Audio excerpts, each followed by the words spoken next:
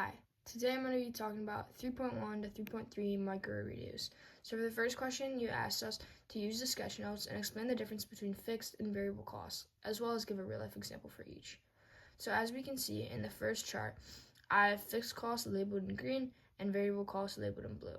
So when looking at fixed costs, we can see that throughout the table, the value does not change with quantity produced. So this could be anything, as a real-life example, like printers, a table, and scissors. But then in blue, which is our variable cost, we can see that throughout the table, the value does change with the quantity produced. An example of this could be anything like number of parts, workers, or paper.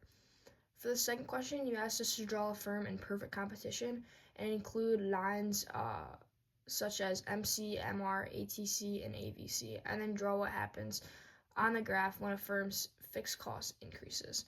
So as we can see here on the left, that's just the regular no change with fixed costs. We have everything labeled with the MR, MC, ATC, and AVC.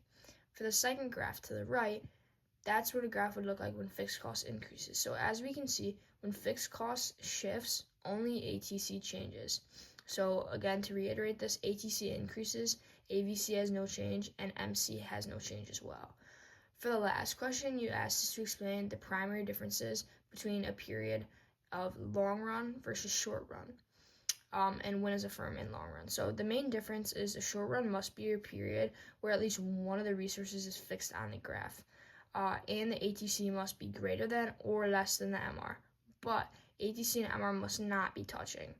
Whereas for the long run must be a period when all resources are variable, meaning on the graph, ATC must be hitting MR at its lowest point. So we can see here, this is an example of when a firm's in long run. So ATC is hitting MC at its lowest point.